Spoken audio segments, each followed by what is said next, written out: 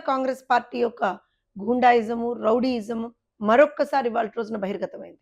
నిన్న ఒక వీడియో ఏదైతే బయటకొచ్చిందో సోషల్ మీడియాలో గావచ్చు, మిగతా సర్కిల్స్‌లో గావచ్చు, మాచర్ల ఎమ్మెల్యేగా ఉన్నటువంటి పిన్నెల్లి రామకృష్ణారెడ్డి గారు ఒక పోలింగ్ బూత్‌లోకి వెళ్లి ఈవీఎంని ధ్వంసం చేస్తున్నటువంటి ఘటనను నిన్న మనం కళ్ళారా చూసాం. అసలు పిన్నెల్లి గారు మీరు ఎమ్మెల్యే అనుకుంటున్నారా? లేకపోతే నేను ఒక రౌడీని, ఒక గూండాని, ఒక వీధి రౌడీని అని అనుకుంటున్నారా? ఇదా?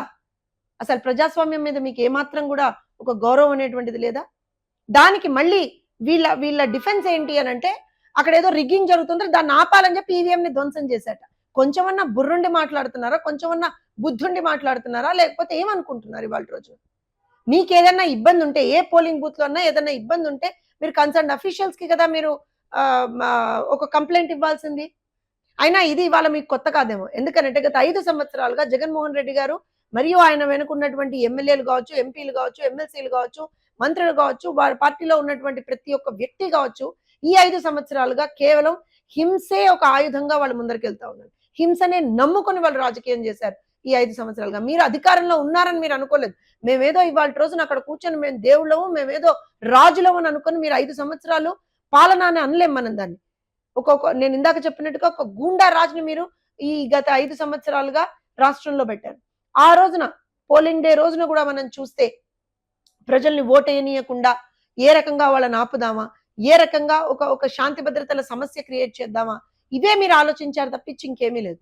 ఇంకా ఇంత జరిగినా సరే ప్రజలు పెద్ద సంఖ్యలో వచ్చి ఆ రోజున ఓట్లేయడం మీకు ఎక్కడా కూడా మీరు జీర్ణించుకోలేక మళ్ళీ బయటకు వచ్చి దొంగేడుపులు, దొంగ అర్థనాదాలు ఇవాళ రోజున మీరు చేస్తా ఉన్నారు. ఒకటే చెప్తా ఉన్నాం, ఈ పర్టిక్యులర్ ఘటనకు సంబంధించి ఈసీఐ ఆల్రెడీ దానికి సంబంధించి ఎలక్షన్ కమిషన్ ఆఫ్ ఇండియా దానికి సంబంధించి విచారణకు ఆదేశించింది.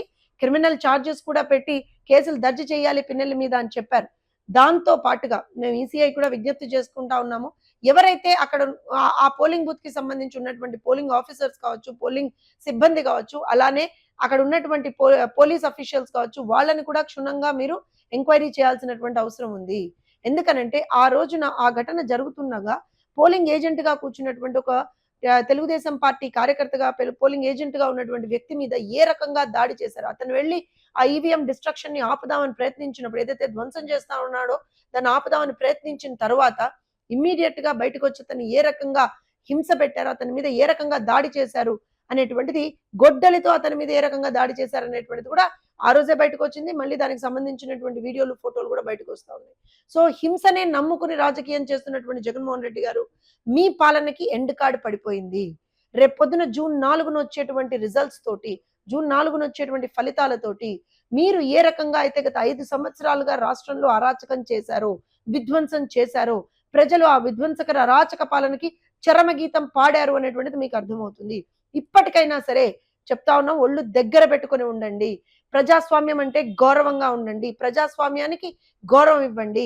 అంతే తప్పించి మేము రౌడీలం, ఇలానే బిహేవ్ చేస్తాం, మేము గూండాలం, ఇలానే బిహేవ్ చేస్తామంటే మాత్రం ఖచ్చితంగా శిక్షలను ఎదుర్కోవాల్సినటువంటి పరిస్థితి అయితే మీకు ఏర్పడుతుంది.